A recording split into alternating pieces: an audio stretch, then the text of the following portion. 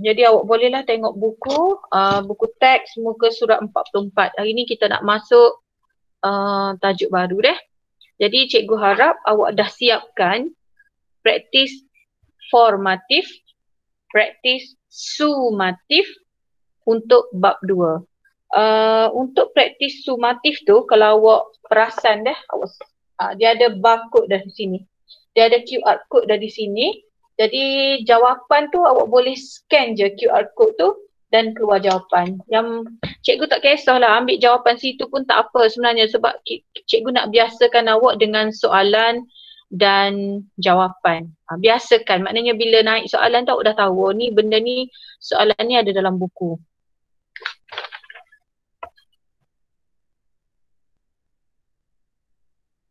Okey.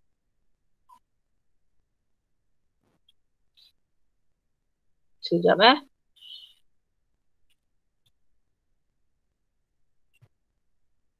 Okey, nampak tak slide cikgu? Nampak tak slide cikgu? Nampak cikgu. Nampak. Okey, nampak Okey, alhamdulillah. Okey, so cikgu boleh sambung. Hari ni kita akan masuk tajuk baru bab 3 dan bab 3 ni sebenarnya permulaan kepada tajuk yang agak sukar adalah dia nak dah mula nak masuk tajuk yang sukar. So boleh bayanglah kita ada 15 bab. Jadi bermulanya bab 3 tu cikgu kata sukar, awak boleh bayangkan bila dah sampai bab 6 tu dia dah setengah sukar dah. Kalau belakang-belakang bermula daripada bab 10, 11, 12 tu memang payah lah.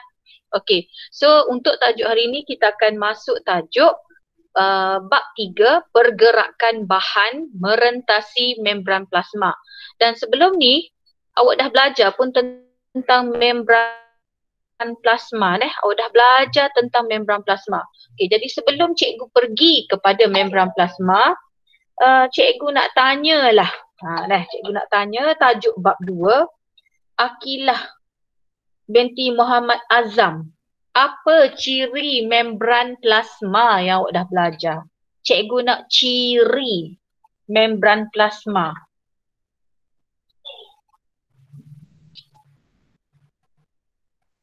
Akilah Muhammad Azam.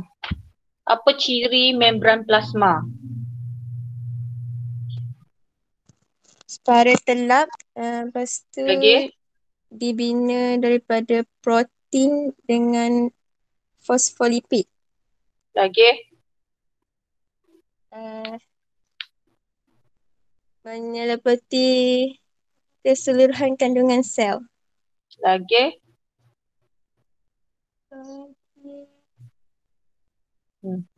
Awak tengok buku teks tak?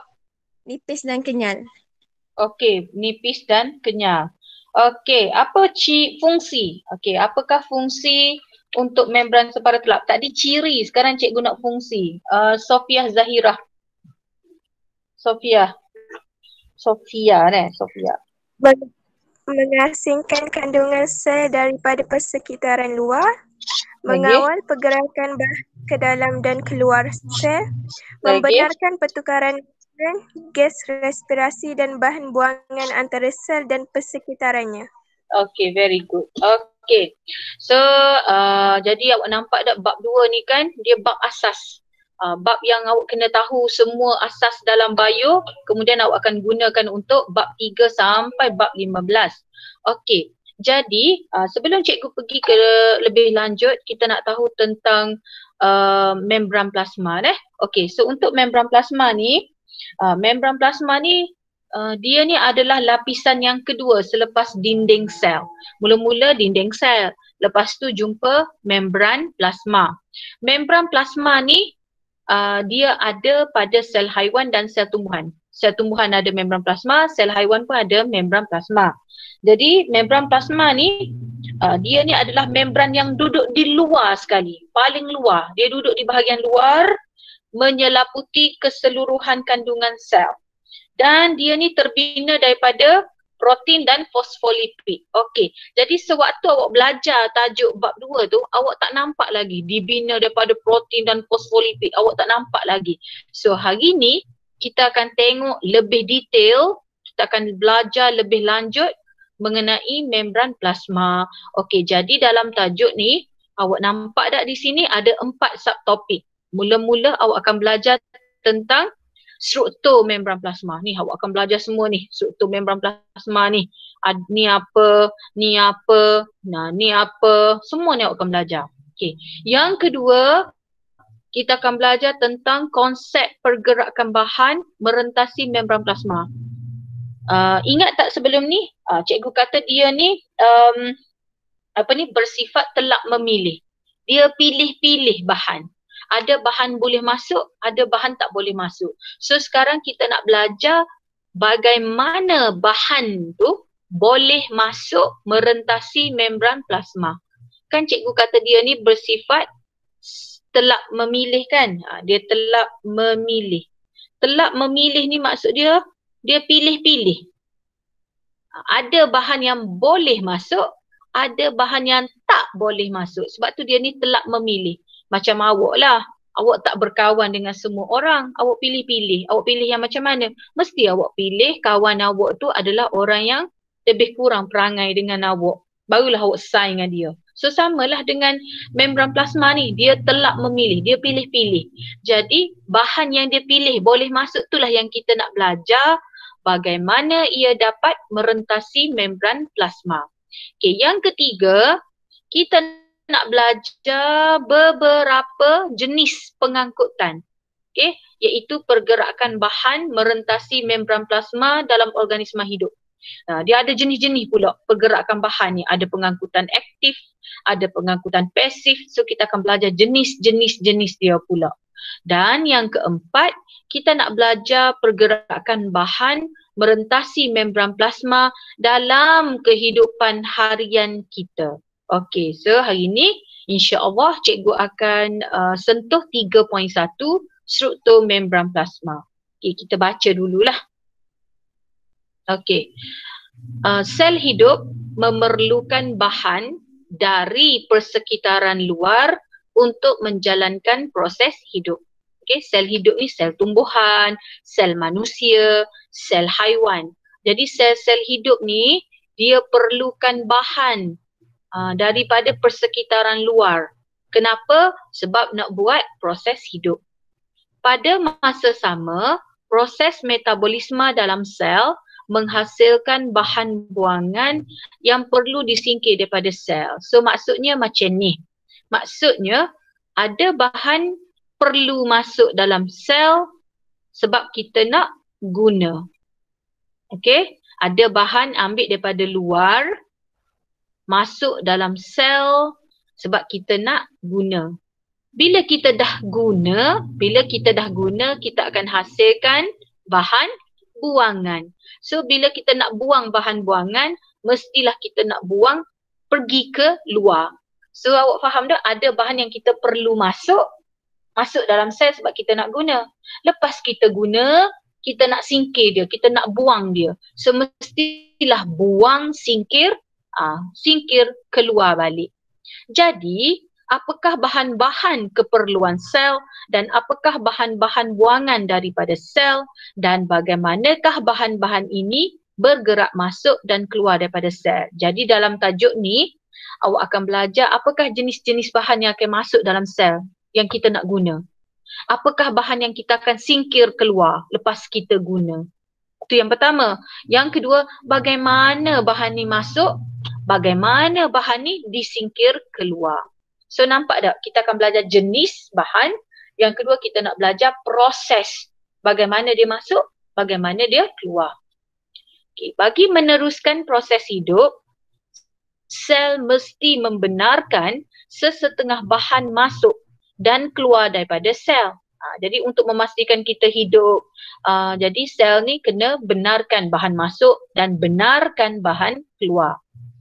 Pergerakan bahan masuk dan keluar dikawal atur oleh membran plasma. So, siapa yang jaga bahan masuk keluar? Membran plasma. Jadi awak ingat tak cikgu kata sebelum ni, kalau awak tengok balik dalam buku teks muka surat 24, fungsi nombor 2, fungsi membran plasma nombor 2, dia kata mengawal pergerakan bahan ke dalam dan keluar daripada sel. Jadi bahan masuk, bahan keluar ni siapa jaga? Membran plasma. So inilah struktur membran plasma. Jadi kalau bahan tu masuk pun melalui membran plasma, bahan keluar pun menerusi membran plasma. Okey, sebelum cikgu pergi dengan lebih lanjut, kita nak belajar tu kita kena tengok dulu. Kita kena kenal dulu struktur membran plasma. Okey. So kita tengok dulu Okey, yang biru ni yang biru ni sekor ni. Ni sekor ni. Awak nampak dia ada banyak ni. Dia ada banyak. Dia ada banyak kan? So dia ada seekor, 2 ekor, dia ada banyak ni. So untuk seekor ni, seekor ni kita panggil dia fosfolipid. Boleh? Seekor tu fosfolipid. Dan fosfolipid ni dia terdiri daripada kepala dan ekor. Kita tak panggil kaki kita panggil ekor. Boleh ke kalau seekor macam ni, kita panggil dia fosfolipid. Kalau dia ada dua macam ni cikgu, dia ada dua barisan ni. Satu barisan, dua barisan, kita panggil dia dwi lapisan fosfolipid. Dwi tu maksud dia dua lapisan fosfolipid. Awak jangan tulis pula dua lapisan. Awak kena tulis dwi lapisan fosfolipid. Maknanya ada dua lapis Ada dua lapis. 1, 2. So kalau dia tak tunjuk gambar macam ni, seekor macam ni, kita panggil dia fosfolipid. Kalau dia tunjuk macam ni, dwi lapisan fosfolipid. Okey, dan fosfolipid ni dia ada kepala dan ekor. Jangan panggil kaki ekor. Okey. Kepala dia, kena hafal lah. Kepala ni kita panggil dia kepala berkutub. Kepala berkutub yang bersifat hidrofilik. Kepala berkutub yang bersifat hidrofilik. Apa dia cikgu hidrofilik ni? Okey. Hydro, cikgu nak catat pada buku teks tu. Hydro ni air. Filik ni suka. Filik ni suka. So maknanya kepala ni dia suka air. Maknanya kepala ni dia boleh dengan air. Dia suka air. Dia tertarik kepada air. Faham Okey. Manakala ekor ni, ekor tidak berkutub. Ekor tidak berkutub dan bersifat hidrofobik. Apa dia hidrofobik? Hydro, air. Okay. Fobik. Fobik ni ialah fobia. Fobia ni ke apa? Tak suka air. Dia tak suka air. So, kesimpulan dia, kepala suka air. Ekor tak suka air. Jadi, kepala, kita kena sebut selalu. Kepala, hidrofilik. Jangan sebut kepala saja. Kepala, hidrofilik. Kenapa hidrofilik? Dia suka air. Tertarik kepada air. Jadi kalau awak suka budak lelaki kak, awak suka apa? Pelakon Korea kak, I feel it you. Saya suka awak. Okay, filik ni suka. Okay, kalau ekor, okay, ekor hidrofobik. Fobik ni tak suka. So ekor tidak suka air, tidak tertarik kepada air. Jelas Okay, jadi bila dia tersusun, cuba awak tengok susunan dia cantik kan? Ada dua lapisan. So kita panggil dia dwi lapisan fosfolipid. Okay, jelas Okay, kemudian awak nampak tak duduk celah-celah ni? Dia ada di celah-celah ni. Ada banyak celah-celah ni.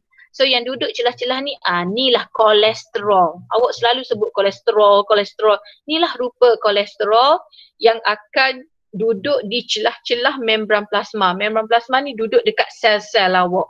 Okay, kolesterol. Okay, kemudian yang besar ni, ingat besar, nama dia protein pembawa.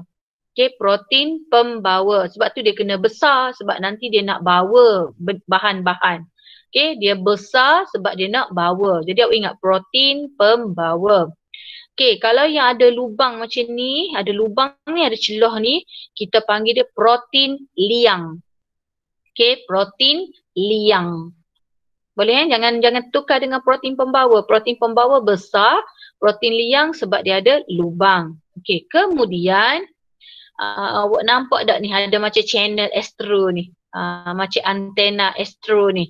So ni kita panggil dia glycoprotein. Okay, glycoprotein dia akan melekat pada protein-protein pembawa. Sebab tu nama dia glycoprotein. Sebab dia melekat pada protein. Nampak? Dia duduk dekat protein ni. Dia duduk dekat protein ni. Ikutlah protein pembawa ke protein liang ke dia melekat. So nama dia glycoprotein. Okay, kalau dia melekat pada fosfolipid, kalau dia melekat pada fosfolipid, kita panggil dia glycolipid. Okay, kita panggil dia glycolipid. Dan kawasan di luar ni, kita panggil ni lah kawasan luar sel. Dan yang ni kita panggil sitoplasma. Sitoplasma ni hak mana cikgu? Dalam sel lah. Ingat tak awak belajar sel haiwan? Ni membran plasma.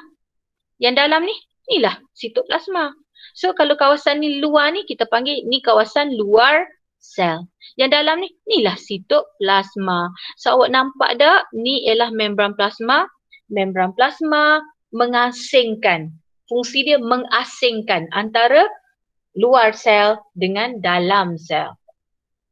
Jelas ke? Membran plasma ni fungsi dia membezakan mana kawasan yang di luar sel, mana kawasan di dalam sel.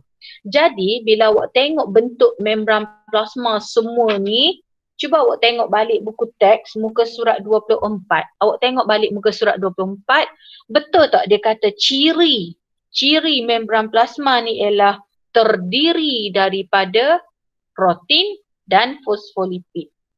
So betul tak ciri dia tu, dia kata ciri dia terdiri daripada protein dan fosfolipid. Betul lah sebab ni fosfolipid semua ni. Glycolipid ni pun lipid lah. Dan dia ada protein liang, protein pembawa, glycoprotein. So maknanya membran plasma ni dia hanya terbina daripada fosfolipid dan protein sahaja.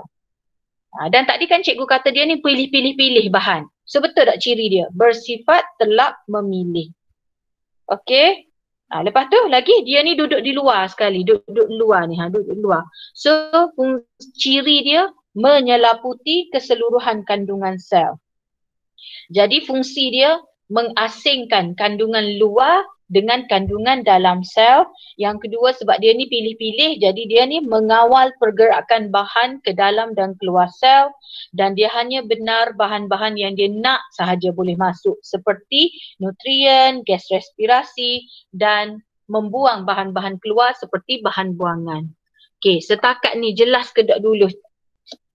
Tentang ciri, fungsi, struktur dia. Boleh ke? Boleh. Okay, very good. Okay, so now kita nak masuk lebih detail lagi tentang ciri dia. Okay, jadi ni yang cikgu kata tadi, ni plasma, membran plasma tadi. Dia ni duduk ni, dia nak mengasingkan. Ni luar sel. Ni kawasan dalam sel. So awak nampak tak fungsi dia ialah dia ni nak membezakan mana kawasan luar, mana kawasan dalam. Okey, membran plasma ni kalau dalam makmal kita yang betul-betul tiru sifat membran plasma ni tube whisking. Cikgu rasa awak pernah guna tube whisking di dalam makmal. Jadi tube whisking ni contoh kepada membran plasma. Sebab nanti awak akan buat eksperimen, awak akan nampak ada bahan, bukan kita nampak ni, bila kita buat eksperimen kita nak uji tu maknanya ada bahan boleh masuk, ada bahan boleh keluar. So tube whisking, kita panggil dia tube whisking Tube whisking ni ialah contoh membran plasma dalam makmal. Maknanya dia tak adalah membran plasma. Kalau awak nak tengok lagi, ni awak nampak tak lapisan putih tu. Bila awak kupas telur kan, ada satu macam selaput putih. Bila awak kupas telur, yang selaput putih tu, itulah membran plasma yang awak boleh jumpa secara semula jadi. Yang ni yang buatan, yang dalam makmal. Kalau nak tengok membran plasma secara semula jadi, lapisan yang warna putih pada kulit dalam telur tu. Bila awak kupas kan awak nampak macam lapisan nipis tu, warna putih. Itulah membran plasma secara semula jadi. Okey, so ini ialah tugasan awak untuk hari ini dan esok. Maknanya awak kena buat boleh buat petang ni atau esok, and then cikgu nak awak ambil gambar sebelum, dengar arahan cikgu, ambil gambar sebelum dan selepas. Okey, apa awak kena buat? Okey, cikgu nak awak sediakan satu cawan, satu gelas ataupun satu bekas, masukkan cuka. Masukkan cuka di dalam gelas, kemudian masukkan telur. Masuk telur je, awak basuh dulu, lepas tu masukkan, rendamkan telur di dalam cuka. Okey, awak rendamkan telur di dalam cuka. Dan cikgu akan terangkan selalu apa yang awak akan nampak. Cikgu nak awak tengok and then awak tulis ni, pemerhatian ni. Sebab awak kena tahu pemerhatian ni. Nanti awak salin, nanti cikgu hantar dalam grup. Okey, bila awak rendam telur, ikutlah telur ayam ke telur itik ke, bila awak rendam telur dalam cuka, cuka tu adalah asid asetik.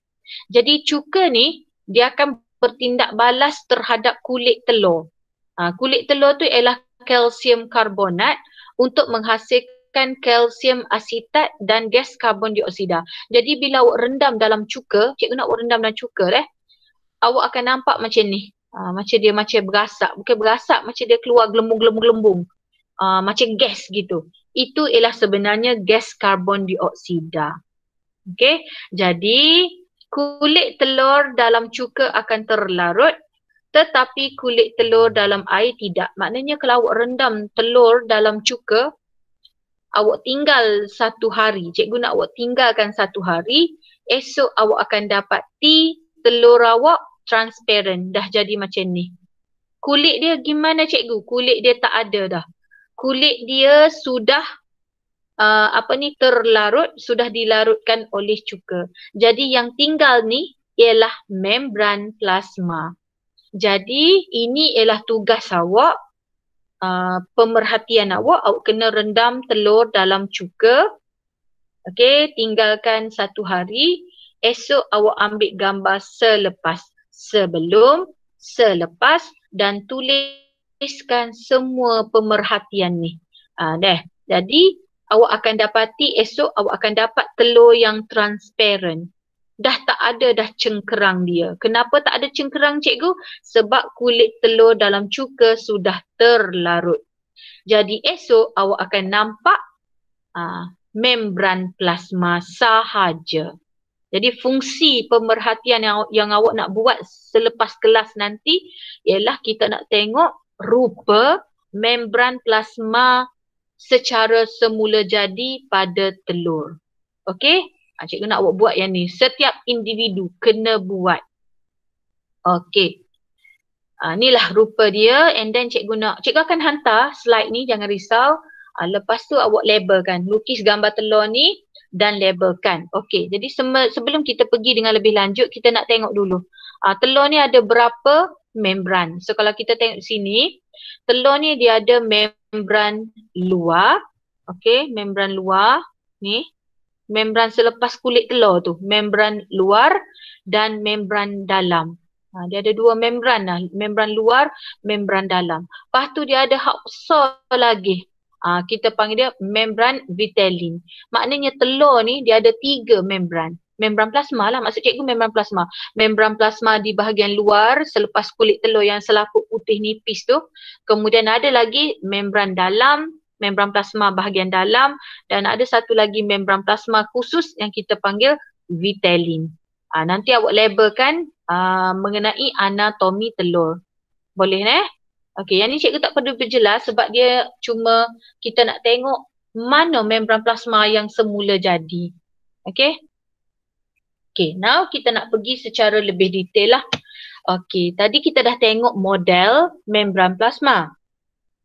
Okey, jadi setiap molekul fosfolipid terdiri daripada bahagian kepala berkutub. Ingat tadi cikgu kata dia ada bahagian kepala, sekejap cikgu lukis.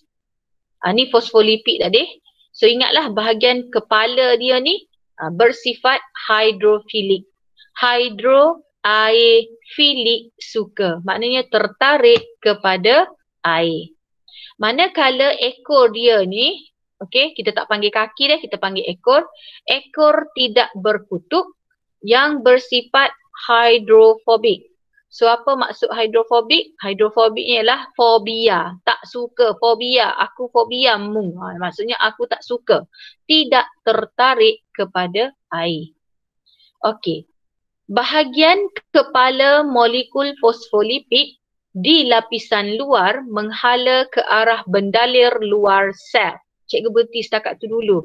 Okey, kenapa dia kata bahagian kepala molekul fosfolipid di lapisan luar menghala ke arah bendalir di luar sel? Dia gini Kak. Bila kepala ni dia suka air, maka yang duduk di bahagian luar dia akan menghala ke arah bendalir lah. Bendalir ni gapo cikgu? Bendalir ni ialah air. So nampak tak ni? Ni kepala dia. So nampak tak? Kalau yang kepala ni menghala ke arah luar, yang di luar ni sebenarnya penuh dengan bendalir. Ada bendalir-bendalir luar sel. Bendalir ni gapo cikgu? Bendalir ni macam cecair. Cecair air lah air. So sebab kepala ni suka air, jadi kepala ni menghadap ke arah luar sel. Dalam luar sel tu ada bendalir, ada air. Sebab dia suka ke air, jadi dia kena ngadap ke arah air. Sementara bahagian kepala fosfolipid lapisan dalam. Okey, ni kepala dia. Awak faham ke tak? Ni lapisan luar sel ni duduk luar. Ni duduk dalam, duduk dalam. Ni bahagian dalam. So awak nampak tak? Kepala bahagian dalam menghadap ke arah sitoplasma. Sitoplasma ni awak jangan lupa, awak dah belajar masa bab 2 itu. Sitoplasma ada macam-macam. Ada air, ada apa lagi. Dia bukan berbentuk jelly, so dia ada cecair juga. Ada bendalir juga. Jadi nampaknya kepala ni memang suka air, maka kalau yang belah sini pun menghadap ke arah air, menghadap ke arah bendalir, bukan air, bendalir, manakala yang kepala bahagian dalam menghadap ke arah sitoplasma. Dalam sitoplasma ada macam-macam lah. Ada ke apa? Kalau awak tak percaya, kita tengok buku teks muka surat 26. Dia kata terdiri daripada medium seperti jelly yang mengandungi komponen sel terampai. Jelly ni maknanya ada bendalir lah. Okey, jelas Okey, manakala bahagian ekor molekul fosfolipid kedua-dua lapisan menghadap satu sama lain. So you nampak tak? Ekor menghadap ke arah ekor. Ekor menghadap ke arah ekor. Sesama dia. Dan dalam ni tak ada air, tak ada air, tak ada air, tak ada air. So betul tak tadi? Ekor hydrophobic. Memang tak suka air. Jadi bila tak suka air, dia memang tak ada air pun. Dia menghadap sesama dia. Kepala suka air. So bila suka air, dia menghadap ke arah bendalir luar sel dan dia menghadap ke arah sitoplasma yang ada bendalir. Okey, jelas Boleh ke dulu setakat ni? Boleh. Faham ke tak tu? Ingat kepala suka air. Jadi bila suka air, dia menghadap ke arah air. Ekor tak suka air. So bila tak suka air, dia menghadap sesama dia. Maksudnya macam ni. Dia ni ekor, ni ekor. So dia menghadap sesama dia. Tak ada air pun situ. Okey, kemudian terdapat pelbagai jenis molekul protein yang terbenam, sama ada separa atau sepenuhnya di dalam membran. Molekul-molekul protein berselerak secara meluas di antara dui lapisan fosfolipid. So cikgu kena back lah sebab gambar ni dia tak jelas sangat. Okey. Okey, awak nampak tak tadi? Ni protein. So protein ni ada setengahnya terbenam. Terbenam tu maksudnya masuk dalam fosfolipid ni, terbenam ke habis. Ada setengah tu macam terbenam separa. Masuk tapi separuh je masuk. Okey, dan kalau awak tengok dia ni berselerak, rata-rata duduk, berselerak. Dia bukan ada susunan, dia terselerak dia berselerak. Okey. Molekul protein yang mempunyai liang. Kalau molekul protein tu ada lubang, ada liang, maka kita panggil protein liang. Mana? Inilah protein liang. Dia ada lubang tu.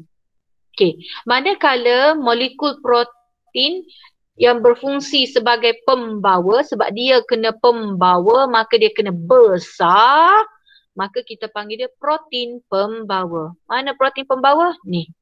Nampak tak? Dia besar dan dia tolong bawa benda-benda. Dia tolong bawa bahan-bahan. So kita panggil dia protein pembawa. Kalau dia ada lubang, ada liang, kita panggil protein liang.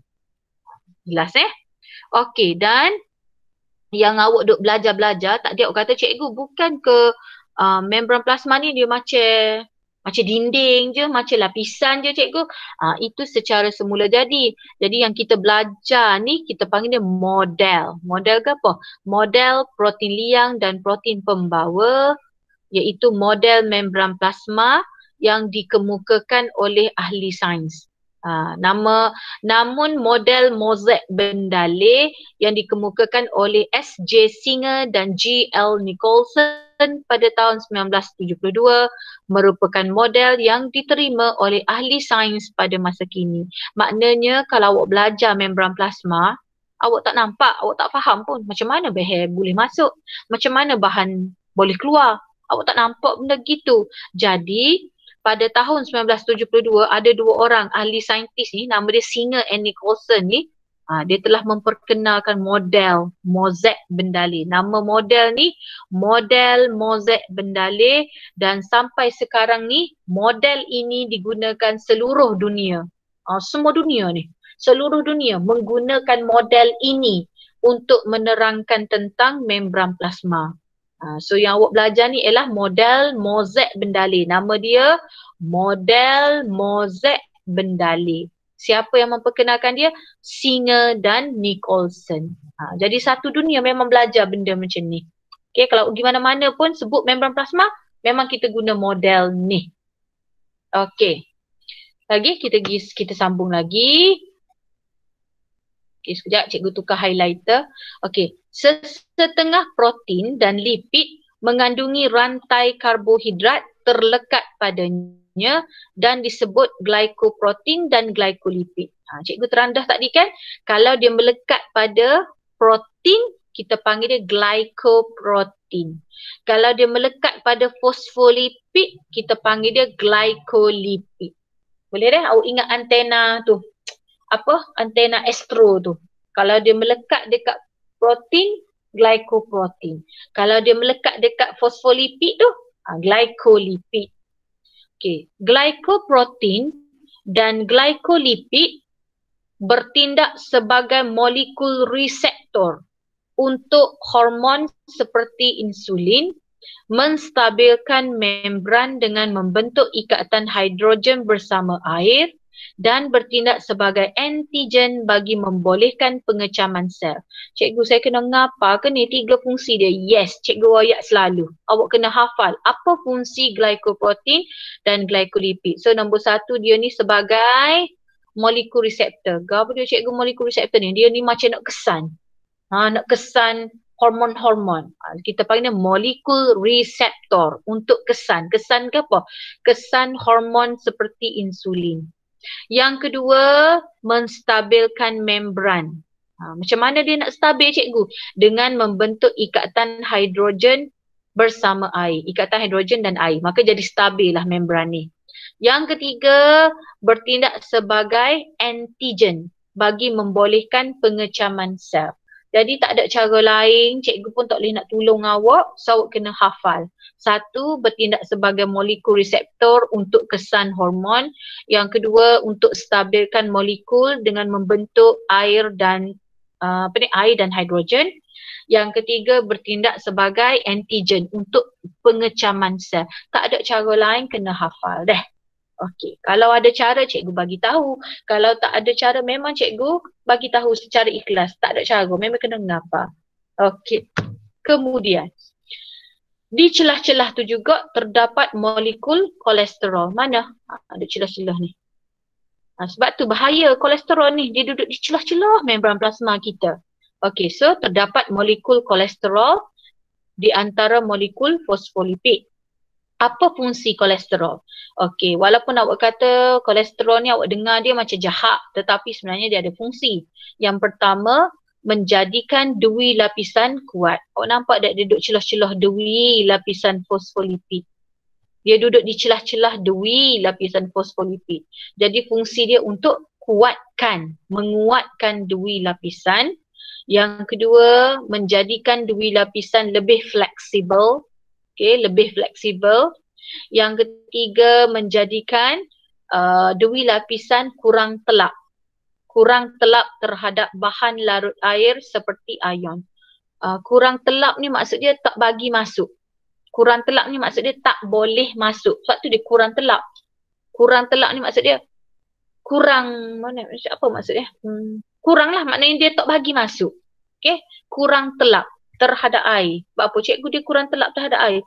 Kolesterol kan duduk celah-celah lipid. Lipid ni lemak. Lipid lemak, lipid lemak. So lemak boleh ke ni dengan air? Tak boleh. So kurang telap terhadap air dan ion. Dui lapisan fosfolipid, protein dan kolesterol tidak statik. Ni awak kena tahu juga ni. Dui lapisan fosfolipid, protein dan kolesterol ni sifat dia tidak statik. Apa maksud dia tidak statik? Maknanya dia tak senyap. Dia gerak. Dia bergerak. Tidak statik dia maksud dia tidak senyap. Awak tulis tidak senyap. Maknanya dia bukan senyap. Dia gerak, dia bergerak. Okay.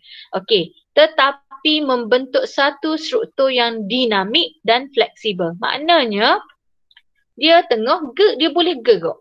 Okay, sekejap nak jawab mesej orang ni.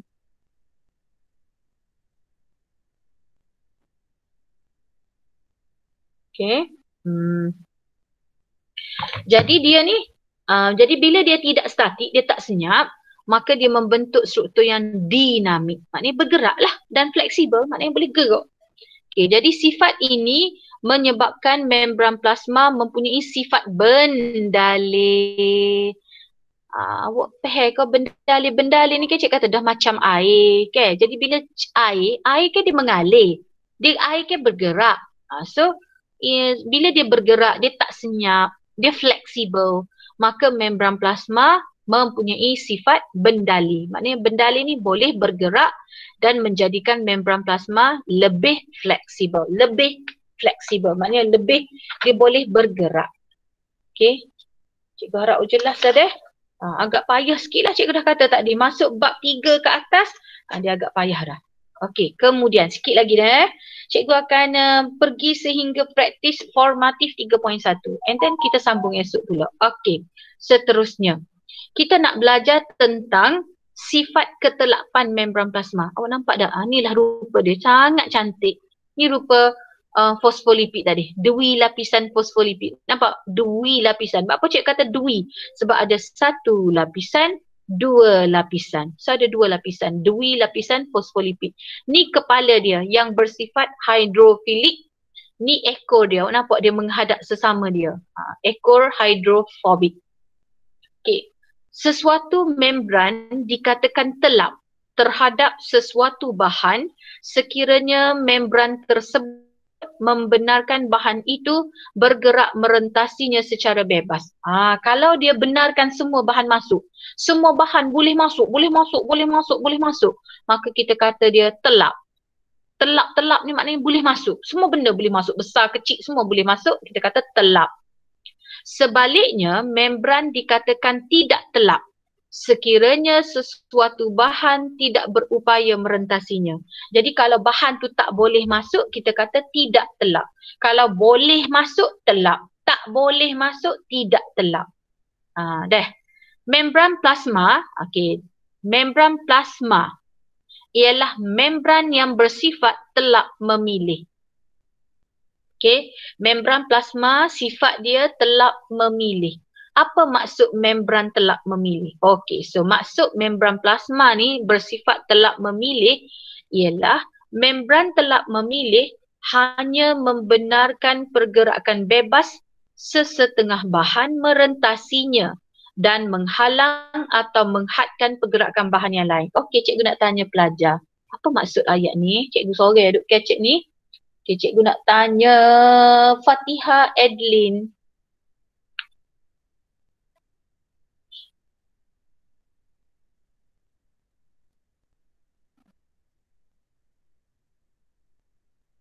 Fatihah Edlin.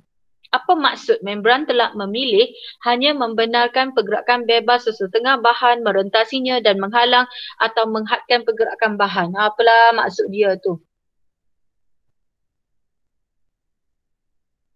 Nur Ain Maisara.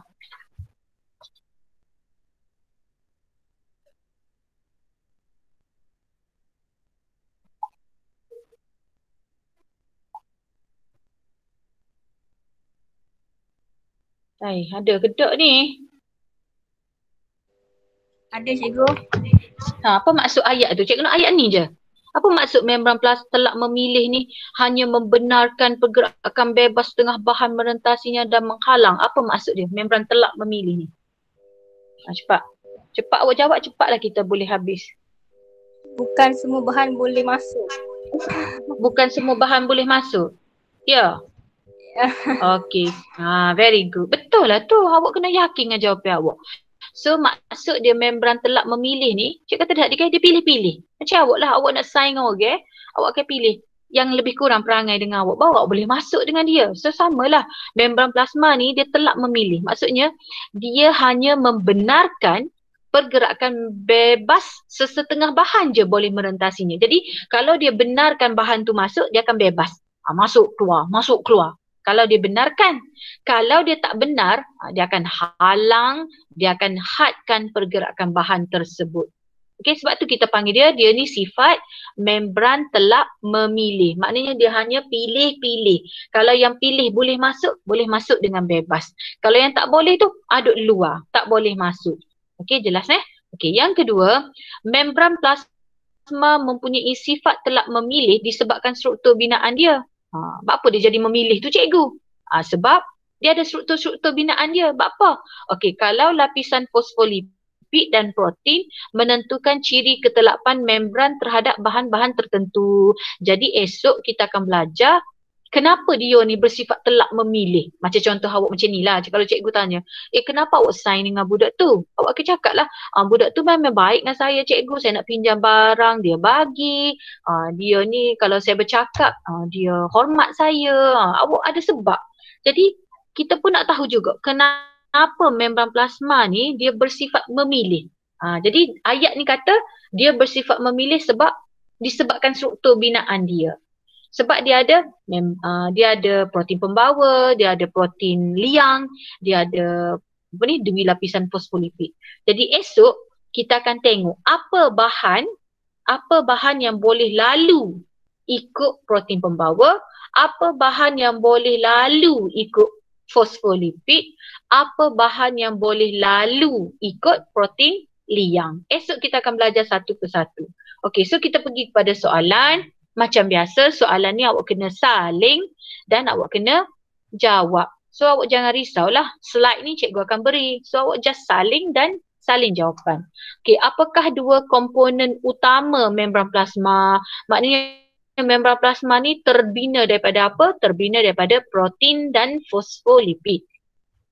Okey, terangkan maksud model mozaik bendalih. Okey, model mozaik bendalih merujuk kepada molekul protein yang terapung. Betul tak tadi? Protein tu kan dia macam terapung. Dan dia duduk kat mana? Duduk dalam dui lapisan fosfolipid. Lalu membentuk satu corak. Corak itu kita panggil corak mozaik. Sebab tu dia panggil model mozaik bendalih. Sebab protein tu macam apa? Duduk terbenam separa dalam dui lapisan fosfolipid dan membentuk macam suatu corak. Corak tu kita panggil corak mozaik. Dan dia sentiasa berubah-ubah. Dui lapisan fosfolipid, protein dan kolesterol tidak statik. Maknanya dia tidak senyap, dia gerak-gerak. So bila gerak-gerak, maknanya dia tu membentuk bendalir. Maknanya dia tu sifat dia macam bendalir, boleh bergerak-gerak. Okey, membentuk satu struktur yang dinamik dan fleksibel seperti bendalir. Okey, nombor 3. Ramalkan apa yang akan berlaku kepada membran plasma sekiranya tiada kolesterol. Dia kata tiada kolesterol. So awak tiada je lah. Macam awak jawab yang soalan cikgu baru ni. Yang kalau tak ada ribosom apa jadi? Kalau tak ada lysosom apa jadi? Awak tambah tiada. So tanpa kolesterol, membran plasma akan menjadi terlalu bendalir. Dia akan cair laju. Okay? Dia akan jadi terlalu bendalir. Dia tak kuat. Okay, cikgu back sekejap dah. Cikgu takut awak pening. Cikgu, okay. Awak nampak tak? Ni fungsi kolesterol. Fungsi kolesterol. Menjadikan dui lapisan kuat. menjadikan dui lapisan lebih fleksibel, menjadikan dui lapisan kurang telak terhadap bahan larut seperti bahan larut air seperti ion.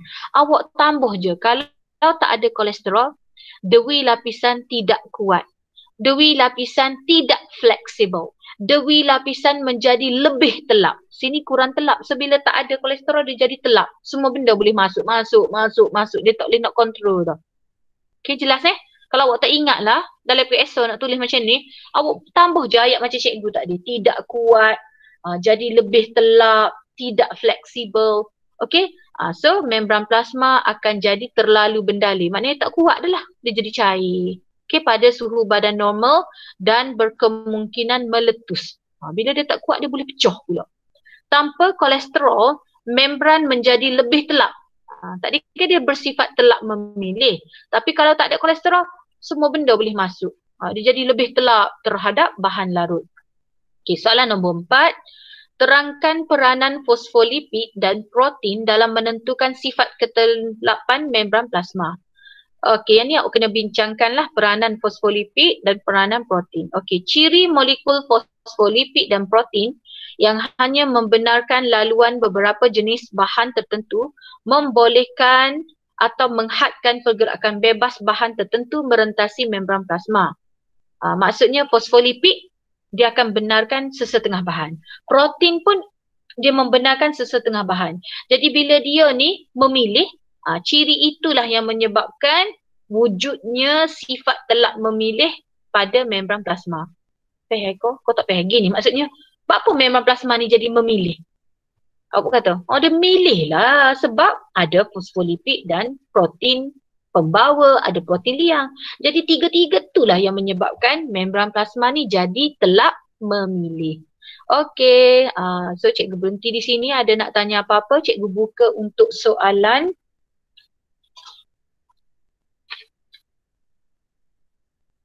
Ada nak tanya apa-apa tak? Ada nak tanya apa-apa? Tak ada? So kalau tak ada, kita jumpa esok dan jangan lupa buat tugasan PBD tadi. Okey, untuk telur tu. Okey? Okey, so kita jumpa esok masa yang sama pukul 3. Assalamualaikum. Terima kasih cikgu. Terima kasih cikgu. Terima kasih cikgu. Terima kasih. Sama. Ya, sama. Terima kasih cikgu.